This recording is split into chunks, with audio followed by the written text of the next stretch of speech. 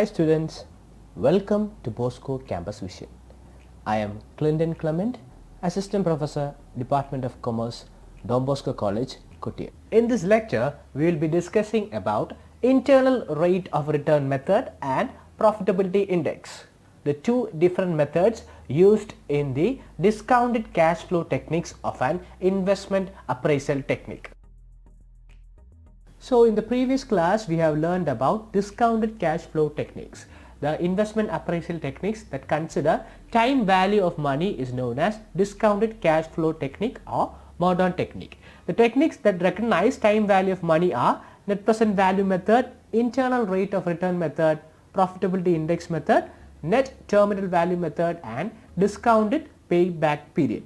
In the last class we have discussed net present value method in detail. Today we are going to learn about internal rate of return method and profitability index method. At first, let us see what is an internal rate of return method.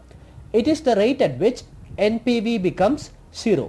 NPV 0 ആകുന്ന ആ ഒരു rate അല്ലെങ്കിൽ കഴിഞ്ഞ ക്ലാസ്സിൽ NPV പറഞ്ഞപ്പോൾ first NPVയുടെ calculation methods പറഞ്ഞപ്പോൾ first സ്റ്റേജിൽ നമ്മൾ ചെയ്യുന്നത് എന്തായിരുന്നു, ഒരു ഡിസ്കൗണ്ട് റേറ്റ് അല്ലെങ്കിൽ കട്ട് ഓഫ് റേറ്റ് ഫിക്സ് ചെയ്യുക എന്നുള്ളതാണ്. അപ്പോൾ ഇൻറ്റേർണൽ റേറ്റ് ഓഫ് റിട്ടേൺ മെത്തേഡിൽ എന്താണ് പറയുന്നത് വെച്ച് കഴിഞ്ഞാൽ ഏത് റേറ്റ് അപ്ലൈ ചെയ്യുമ്പോഴാണ് NPV നമുക്ക് 0 ആയിട്ട് വരുന്നത്, ആ റേറ്റ് കണ്ടുപിടിക്കുകയാണ് നമ്മൾ ഇൻറ്റേർണൽ റേറ്റ് ഓഫ് റിട്ടേൺ മെത്തേഡിൽ ചെയ്യുന്നത്. NPV 0 ആകുക എന്ന് പറഞ്ഞാൽ അതിൻ്റെ അർത്ഥം എന്താണ്, ക്യാഷ് ഇൻഫ്ലോയും ക്യാഷ് ഔട്ട്ഫ്ലോയും ഈക്വൽ ആകുക എന്നുള്ളതാണ്, നമ്മുടെ വരവും ചെലവും ഈക്വൽ ആകുക എന്നുള്ളതാണ്. അപ്പോൾ ഒരു ഇൻവെസ്റ്റ്മെൻറ്റ് പ്രപ്പോസലിനെ ഇവാലുവേറ്റ് ചെയ്യാനായിട്ട് ഇൻറ്റേർണൽ റേറ്റ് ഓഫ് റിട്ടേൺ മെത്തേഡിൽ നമ്മൾ കണ്ടുപിടിക്കുന്നത് ആ ഒരു റേറ്റ് ഏത് ഡിസ്കൗണ്ട് റേറ്റ് അപ്ലൈ ചെയ്യുമ്പോൾ ക്യാഷ് ഇൻഫ്ലോയും ക്യാഷ് ഔട്ട്ഫ്ലോയും അതായത് ലാഭവും നഷ്ടവും ഇല്ലാതാകും എന്ന് കണ്ടുപിടിക്കാനാണ് നമ്മൾ internal rate of return method use ചെയ്യുക. It is otherwise called trial and error method. എന്തുകൊണ്ടാണ് ഇൻറ്റേർണൽ റേറ്റ് ഓഫ് റിട്ടേണിനെ ട്രയൽ ആൻഡ് ഇറർ മെത്തേഡ് എന്ന് വിളിക്കുന്നത്? കാരണം ഞാൻ നേരത്തെ പറഞ്ഞ പോലെ ആ കറക്റ്റ് റേറ്റ് കണ്ടുപിടിക്കുക എന്നുള്ളതാണ് നമ്മൾ ഇൻറ്റേർണൽ റേറ്റ് ഓഫ് റിട്ടേണിൽ ചെയ്യുന്നത്. അപ്പോൾ നമ്മൾ ഇത് എങ്ങനെ കണ്ടുപിടിക്കുമെന്ന് ചോദിച്ചു കഴിഞ്ഞാൽ നമ്മൾ റാൻഡമായിട്ട് കുറച്ച് ഡിസ്കൗണ്ട് റേറ്റ്സ് അപ്ലൈ ചെയ്ത് NPV കാൽക്കുലേറ്റ് ചെയ്ത് നോക്കും. അപ്പോൾ ഏത് റേറ്റ് എത്തുമ്പോൾ നമുക്ക് NPV 0 എത്തും എന്ന് കണ്ടുപിടിക്കാനായിട്ട് അങ്ങനെ പല ട്രയൽസ് ഒരു വട്ടം ചെയ്യുമ്പോൾ കൃത്യമായി NPV 0 ആയില്ലെന്ന് വരികയാണെങ്കിൽ മറ്റൊരു റേറ്റ് ഇട്ട് അപ്ലൈ ചെയ്ത് നോക്കും. ആ ഒരു രീതിയിൽ പല പല ട്രയൽസ് യൂസ് ചെയ്തുകൊണ്ട് ഇൻറ്റേർണൽ റേറ്റ് കണ്ടുപിടിക്കുന്നത് കൊണ്ട് തന്നെയാണ് ഇതിനെ ഒരു ട്രയൽ ആൻഡ് ഇറർ മെത്തേഡ് എന്ന രീതിയിലും അറിയപ്പെടുന്നത്.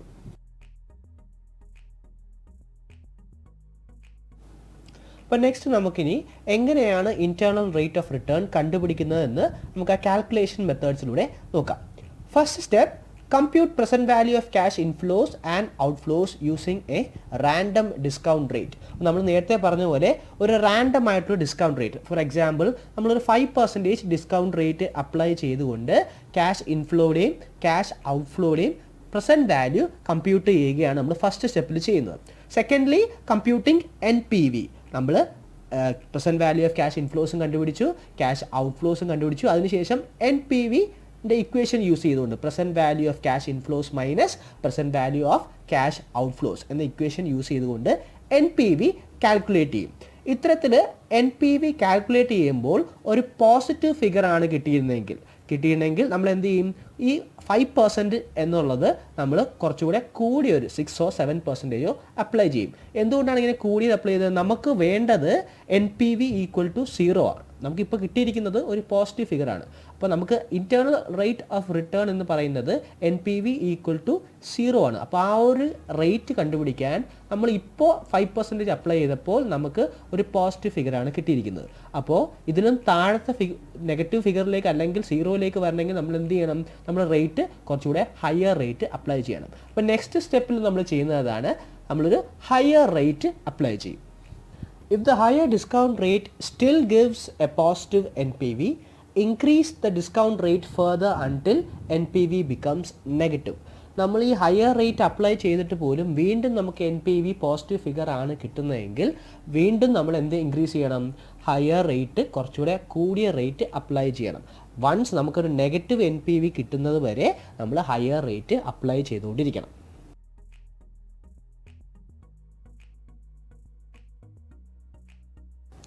അപ്പോൾ ഇത്തരത്തിൽ ഡിസ്കൗണ്ട് റേറ്റ് ഇൻക്രീസ് ചെയ്യുമ്പോൾ നമുക്കൊരു നെഗറ്റീവ് ഫിഗർ കിട്ടുവാണെങ്കിൽ, അതായത് നമ്മൾ നേരത്തെ പറഞ്ഞ എക്സാമ്പിൾ ഫസ്റ്റ് നമ്മൾ 5% അപ്ലൈ ചെയ്തു, അപ്പോൾ പോസിറ്റീവ് ഫിഗറാണ് കിട്ടിയത്.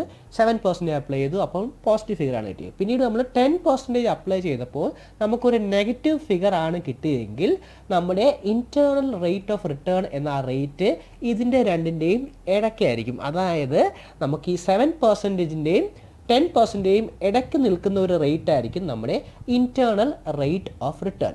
ആ ഇടയ്ക്ക് നിൽക്കുന്ന റേറ്റിനെ നമ്മൾ കണ്ടുപിടിക്കാനായിട്ട് നമുക്കൊരു ഇക്വേഷൻ യൂസ് ചെയ്യാം. IRR equal to A plus C divided by C minus D into B minus A, where A equal to lower trial, B equal to higher trial. എന്താണ് ട്രയൽസ് എന്ന് പറയുന്നത്? നമ്മൾ ഈ പല ട്രയൽസ് യൂസ് ചെയ്തു. First trial 5%, second trial 7% and last trial 10%. അപ്പോൾ ഇവിടെ A equal to lower trial എന്ന് പറയുന്നത് നമ്മുടെ 7% ആണ് ഇവിടെ ലോവർ ട്രയൽ എന്ന് പറയുന്നത്. കാരണം അതിനും 7 ആൻഡ് 10 അതിൻ്റെ ഇടയ്ക്കാണ് നമുക്ക് IRR നിൽക്കുന്നത്. അപ്പോൾ അതിൽ lower trial 7% and B higher trial 10%. Next one C equal to NPV at low rate and D equal to NPV at high rate. നമ്മുടെ ലോവർ ട്രയലായ 7% അപ്ലൈ ചെയ്ത് കിട്ടിയ NPV ആണ് നമ്മൾ C ആയിട്ട് കൺസിഡർ ചെയ്യുക. എന്നിട്ട് നമ്മൾ 10% അപ്ലൈ ചെയ്തപ്പോൾ കിട്ടിയ NPV ആണ് നമ്മൾ D ആയിട്ട് കൺസിഡർ ചെയ്യുക. അതാണ് NPV at low rate and NPV at high rate എന്ന് പറയാം. അപ്പോൾ ഇത്രയും ഫാക്ടേഴ്സാണ് നമുക്ക് ഈ ഒരു ഇക്വേഷനിൽ ആവശ്യമുള്ളത്. ഇക്വേഷൻ എന്തായിരുന്നു? IRR equal to A plus C divided by C minus D into B minus A. അപ്പോൾ ഈ ഒരു ഇക്വേഷൻ യൂസ് ചെയ്തുകൊണ്ട് നമ്മൾ ലോവർ ട്രയലായ 7%ൻ്റെയും ഹയർ ട്രയലായ 10%ൻ്റെയും ഇൻ ബിറ്റ്വീൻ നിൽക്കുന്ന ഇൻറ്റേർണൽ റേറ്റ് ഓഫ് റിട്ടേൺ നമുക്ക് ഐഡൻറ്റിഫൈ ചെയ്യാൻ പറ്റും. Once internal rate of return identify ചെയ്ത് കഴിഞ്ഞാൽ ലാസ്റ്റ് സ്റ്റെപ്പിൽ നമ്മളൊരു സിംഗിൾ പ്രോജക്റ്റിൻ്റെ കേസ് ആണെങ്കിൽ നമ്മൾ കമ്പനിക്ക് ഒരു കട്ട് ഓഫ് റേറ്റ് കാണും. മിനിമം ഇത്ര % ഇൻറ്റേർണൽ റേറ്റ് ഓഫ് റിട്ടേൺ വേണം. ആ ഒരു കട്ട് ഓഫ് റേറ്റ് കാണും. അതിനെ ബേസ് ചെയ്തുകൊണ്ട് കമ്പയർ ചെയ്യും. നമുക്ക് കിട്ടി നമ്മുടെ ഇൻവെസ്റ്റ്മെൻറ്റ് പ്രപ്പോസലിൽ നമ്മൾ കണ്ടുപിടിച്ച ഇൻറ്റേർണൽ റേറ്റ് ഓഫ് റിട്ടേൺ കമ്പനിയുടെ കട്ട് ഓഫ് റേറ്റിനേക്കാൾ കൂടുതലാണെങ്കിൽ ആ പ്രപ്പോസലിനെ അക്സെപ്റ്റ് ചെയ്യും. അതിൽ കുറവാണെങ്കിൽ റിജക്റ്റ് ചെയ്യും. ഒന്നിൽ കൂടുതൽ പ്രപ്പോസൽസ് നമ്മുടെ മുമ്പിലുണ്ടെങ്കിൽ നമ്മൾ ഹയസ്റ്റ് IRR ഉള്ള പ്രപ്പോസലിനെ ആയിരിക്കും ഫസ്റ്റിൽ അക്സെപ്റ്റ് ചെയ്യുക. ബാക്കി ആ ഒരു പ്രയോറിറ്റി ബേസിൽ നമ്മൾ റാങ്ക് ചെയ്യുകയായിരിക്കും. ബാക്കി എല്ലാ മെത്തേഡ്സിലും ചെയ്യുന്നത് പോലെ ഈ ഒരു മെത്തേഡിലും ചെയ്യുക.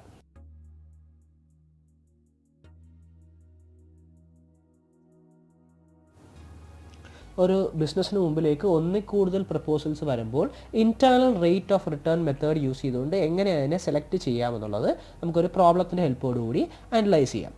A business firm has 3 investment proposals A, B and C with IRR 14%, 10% and 16%. The cutoff rate fixed by the firm is 15%.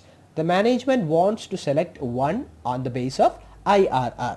അപ്പോൾ IRR internal rate of return മെത്തേഡിൻ്റെ ബേസിൽ കമ്പനിക്ക് ഈ 3 പ്രപ്പോസൽസിൽ നിന്നും ഒരെണ്ണം സെലക്ട് ചെയ്യണം.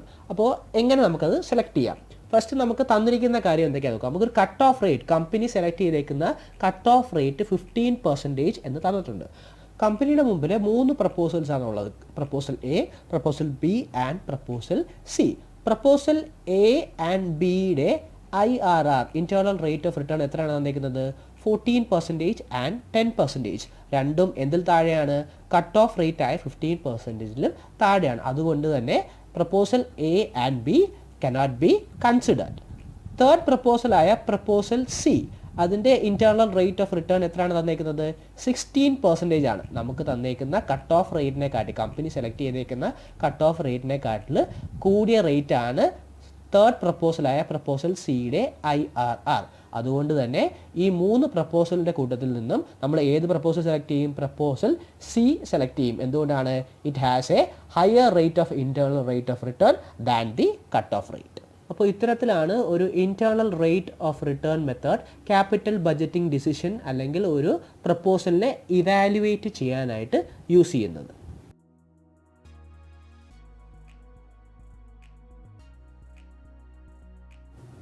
നെക്സ്റ്റ് നമുക്ക് ഡിസ്കൗണ്ടഡ് ക്യാഷ് ഫ്ലോ മെത്തേഡ്സിലെ തേർഡ് ടെക്നിക്കായ പ്രോഫിറ്റബിലിറ്റി ഇൻഡെക്സ് മെത്തേഡ് എന്താണ് എന്ന് നോക്കാം. It is also known as benefit cost method or desirability factor.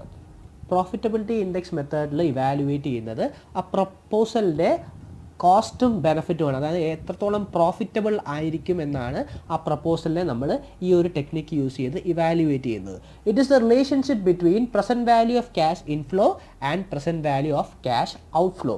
Cash ഇൻഫ്ലോയുടെയും ഔട്ട്ഫ്ലോയുടെയും പ്രസൻറ്റ് വാല്യൂസ് തമ്മിലുള്ള റിലേഷൻഷിപ്പിനെയാണ് നമ്മൾ പ്രോഫിറ്റബിലിറ്റി ഇൻഡെക്സ് എന്ന പേരിൽ അറിയപ്പെടുക. ഇത് മെയിനായിട്ട് ഈ ഒരു മെത്തേഡ് യൂസ് ചെയ്യുന്നത്, ഇപ്പോൾ നമ്മുടെ മുമ്പിൽ 2 പ്രപ്പോസൽസ് ഉണ്ട്. പക്ഷേ 2 പ്രപ്പോസലിൻ്റെയും ഇനിഷ്യൽ ഇൻവെസ്റ്റ്മെൻറ്റ് ഡിഫറൻ്റ് ആണ്. നമ്മൾ ചിലവാക്കുന്ന പൈസ ഡിഫറൻ്റ് ആണ്. അപ്പോൾ ഇതിൻ്റെ 2 പക്ഷേ ഏതാണ് കൂടുതൽ ലാഭം ഉണ്ടാക്കുക എന്നുള്ളത് നമുക്ക് കൃത്യമായിട്ട് ഐഡൻറ്റിഫൈ ചെയ്യണം. അത്തരത്തിൽ ഇവാലുവേറ്റ് ചെയ്യാനാണ് നമ്മൾ പ്രോഫിറ്റബിലിറ്റി ഇൻഡെക്സ് യൂസ് ചെയ്യുക. 2 ഡിഫറെൻറ്റ് ടൈപ്പ് ഓഫ് ഇൻവെസ്റ്റ്മെൻറ്റ്സ് വരുന്ന പ്രപ്പോസൽസിനെ ഏതായിരിക്കും കൂടുതൽ പ്രോഫിറ്റബിൾ എന്ന് മനസ്സിലാക്കാൻ വേണ്ടി യൂസ് ചെയ്യുന്ന മെത്തേഡാണ് പ്രോഫിറ്റബിലിറ്റി ഇൻഡെക്സ് മെത്തേഡ്. അതിനായിട്ട് നമ്മൾ യൂസ് ചെയ്യുന്ന ഇക്വേഷനാണ് profitability index equal to present value of cash inflows divided by present value of cash outflows. അപ്പോൾ ഈ ഒരു ഇക്വേഷൻ യൂസ് ചെയ്യുമ്പോൾ നമുക്കൊരു പ്രോഫിറ്റബിലിറ്റി ഇൻഡെക്സ് കിട്ടും. The proposal having profitability of 1 or more than 1 may be accepted. അതായത് ഈ ഒരു equation use ചെയ്യുമ്പോൾ നമുക്ക് കിട്ടുന്ന profitability index 1 or more than 1 ആണെങ്കിൽ നമ്മൾ ആ ഒരു പ്രപ്പോസലിനെ അക്സെപ്റ്റ് ചെയ്യും, അല്ലെങ്കിൽ റിജക്റ്റ് ചെയ്യും. ഇപ്പോൾ മ്യൂച്വലി എക്സ്ക്ലൂസീവ് പ്രോജക്ട്സ് ആണെങ്കിൽ, ഒന്നിൽ കൂടുതൽ പ്രപ്പോസൽസ് നമ്മുടെ മുമ്പിൽ വരികയാണെങ്കിൽ ഏതിനാണ് കൂടുതൽ പ്രോഫിറ്റബിലിറ്റി ഇൻഡെക്സ്? ഒന്നിൽ കൂടുതലായിരിക്കുകയും വേണം. അറ്റ് ദ സെയിം ടൈം ഏതാണ് കൂടുതൽ, ഏത് പ്രപ്പോസലിലാണ് കൂടുതൽ പ്രോഫിറ്റബിലിറ്റി ഇൻഡെക്സ് എന്ന ബേസിലായിരിക്കും സെലക്ഷൻ ക്രൈറ്റീരിയ ഫിക്സ് ചെയ്യുക.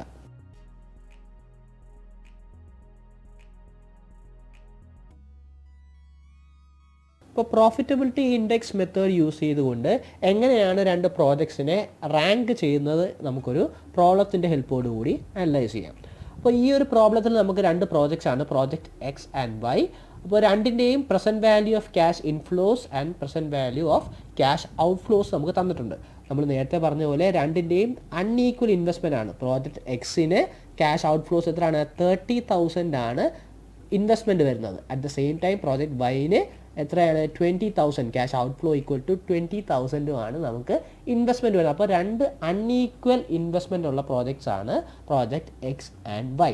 ഇത് തമ്മിൽ കമ്പയർ ചെയ്യുമ്പോൾ എങ്ങനെ നമുക്ക് റാങ്ക് ചെയ്യാം എന്നുള്ളതാണ് ഈ ഒരു പ്രോബ്ലത്തിലൂടെ നമ്മൾ നോക്കുന്നത്. അപ്പോൾ നമ്മുടെ ഇക്വേഷനായ profitability index equal to present value of cash inflows divided by present value of cash outflows use ചെയ്ത് നമ്മൾ കാൽക്കുലേറ്റ് ചെയ്യും. അപ്പോൾ അത്തരത്തിൽ കാൽക്കുലേറ്റ് ചെയ്യുമ്പോൾ പ്രോജക്റ്റ് എക്സിൻ്റെ പ്രോഫിറ്റബിലിറ്റി ഇൻഡെക്സ് നമുക്ക് 1.301 ആൻഡ് പ്രോജക്റ്റ് വൈൻ്റെ 1.203. 2ൻ്റെയും എബവ് 1 ആണ്. അതുകൊണ്ട് തന്നെ 2ഉം അക്സെപ്റ്റബിൾ പ്രോജക്ട്സ് ആണ്.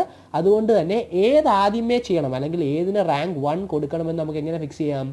ഏത് പ്രോജക്റ്റിനാണ് പ്രോഫിറ്റബിലിറ്റി ഇൻഡെക്സ് കൂടിയതെന്ന് നോക്കാം. പ്രോജക്റ്റ് എക്സിനാണ് ഇവിടെ കൂടി നിൽക്കുന്നത് അല്ലേ? 1.301 ആണ് പ്രോജക്റ്റ് എക്സിൻ്റെ പ്രോഫിറ്റബിലിറ്റി ഇൻഡെക്സ്. പ്രോജക്റ്റ് വൈൻ്റെത് 1.203. അതുകൊണ്ട് തന്നെ പ്രോജക്റ്റ് എക്സിനെ നമ്മൾ റാങ്ക് 1 എന്നും പ്രോജക്റ്റ് വൈനെ നമ്മൾ റാങ്ക് 2 എന്നും പറയും.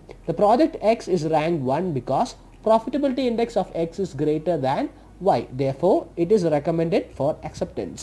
നമ്മൾ പ്രോജക്റ്റ് എക്സ് ആയിരിക്കും ഈ ഒരു കേസിൽ അക്സെപ്റ്റ് ചെയ്യുക. അപ്പോൾ ഈ ഒരു രീതിയിലാണ് പ്രോഫിറ്റബിലിറ്റി ഇൻഡെക്സ് മെത്തേഡ് യൂസ് ചെയ്ത് 2 പ്രോജക്ട്സ് തമ്മിൽ ഇവാലുവേറ്റ് ചെയ്യേണ്ടി വരുമ്പോൾ നമ്മൾ ഇവാലുവേഷൻ ടെക്നിക്സ് ആയിട്ട് യൂസ് ചെയ്യുക.